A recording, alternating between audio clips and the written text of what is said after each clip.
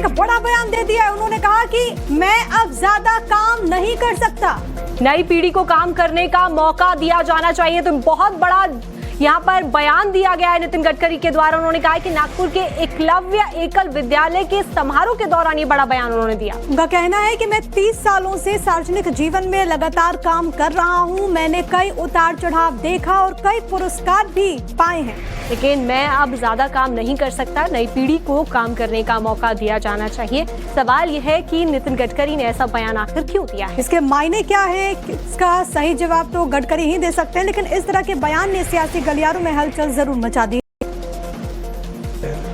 सजन रे झूठ मत बोलो, खुदा के पास जाना है, न हाथी है न घोडा है, वहां पैदल ही जाना है।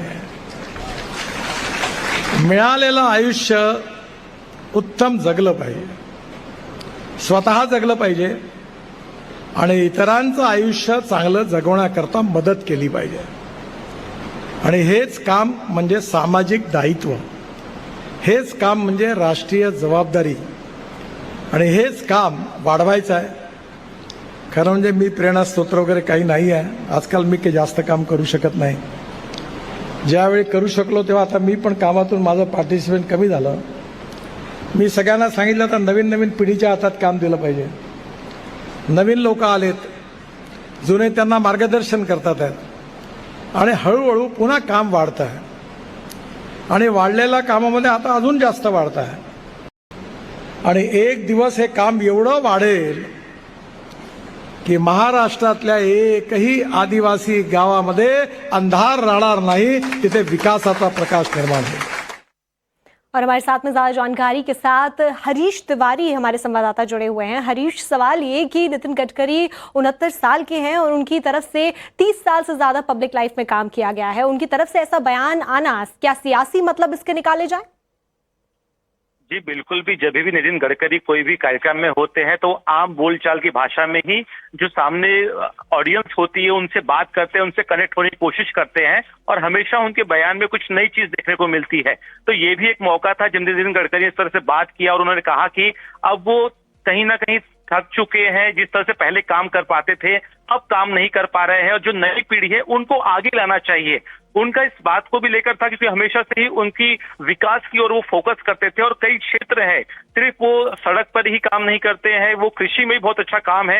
नितिन गडकरी खुद का बहुत बड़ा एक कृषि का काम है, उस ओर भी वो फोकस करते हैं। तो वहां पर भी नई नई टेक्निक होती है, नई नई जो चीजें होती है, जो युवा किसान है उनको भी वो आने को प्रेरित करते हैं। तो ऐसे में जो उनकी जो तबीयत भी होती है वो कई बार खराब भी होती है। तो ये माना ये जा रहा है कि जिस तरह से बढ़ती उम्र है और जिस तरह से उनको आगे जो पीढ़ी है उसको प्रोत्साहित करना है, ये जो एक जो बयान दिया है वो एक इसी तरह माना जा रहा है कि ऐसा कुछ उन्होंने साफ तौर पर नहीं कहा कि ये रिटायरमेंट को लेकर है या फिर कुछ और चीजों को लेकर है। उन्होंने साफ तौर पर कहा कि अभी जो नई पीढ़ी है उनको आगे आना चाहिए और हम लोग को भी उनको सौंपना चाहिए। ठीक है हरीश, आप बने रहिएगा। हमारे साथ हिमांशु तिवारी भी हमारे सहयोगी इस वक्त कनेक्टेड है।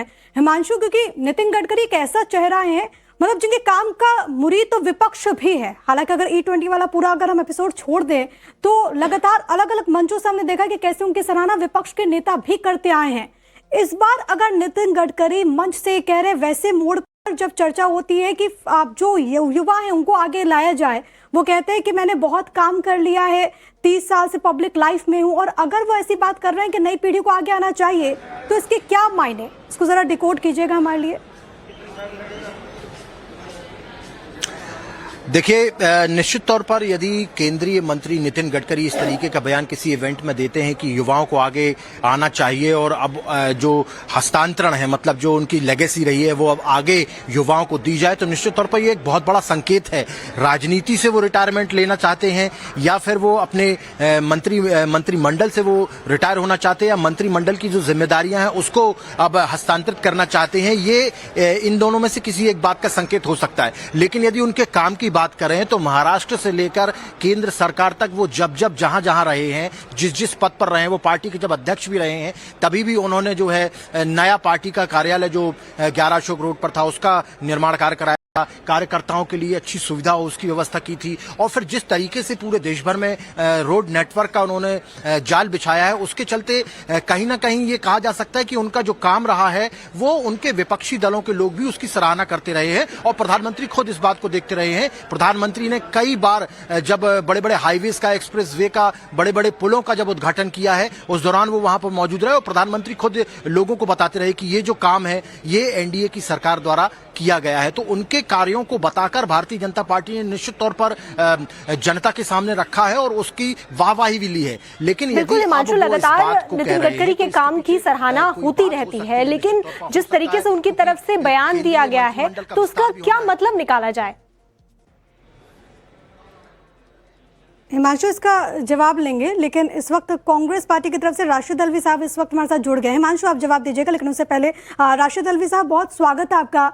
नितिन गडकरी कह रहे हैं कि मैं 30 साल तक मैंने सेवा की है, अब हो चुका है, मैं थक गया हूं, नई पीढ़ी को मौका देना चाहिए। क्या समझ रहे हैं आप इसका मतलब? देखिए, ये तो गडकरी साहब ही बताएंगे उनके बयान का क्या मतलब है। वो रिटायरमेंट लेने वाले हैं या ये तो बहुत दिन से चल रहा है कि नरेंद्र मोदी जी उन्हें बाहर का रास्ता दिखाना चाहते हैं।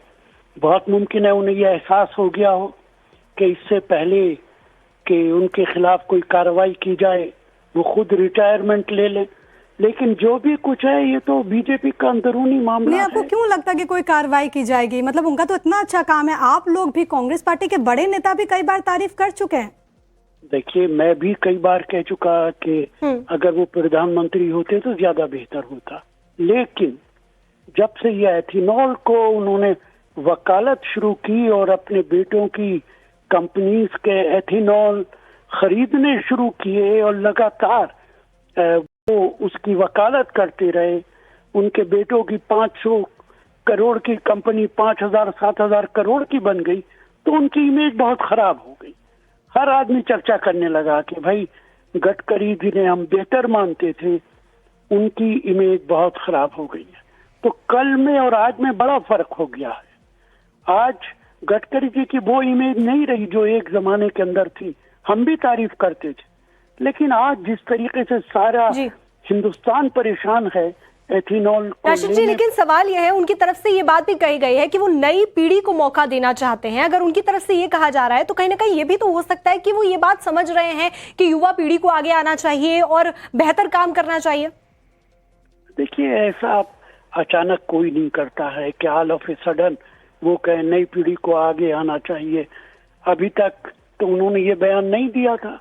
अब जब ये चर्चा हो रही है कि रिशफल होने वाला है, प्रधानमंत्री आप भी मुझसे ज्यादा बेहतर जानती हैं कि मीडिया में लगातार ये खबरें आती रही हैं कि गडकरी जी के जाने का वक्त आ गया है, फाइनेंस मिनिस्टर को हटाया जा रहा है, डिफेंस मिनिस्टर को हटाया जा रहा है। मुझे नहीं मालूम इसमें कितनी सच्चाई है। लेकिन ये भी सवाल है कि कोई कैसे नई पीढ़ी को मौका मिलेगा? नई पीढ़ी को मौका तो तभी मिलेगा ना जब ऐसे उनको एंट्री दी जाए। इसी का जिक्र कर रहे हैं नितिन गडकरी। बहुत धन्यवाद आपका हमारे साथ जुड़ने के लिए और अपनी बात रखने के लिए।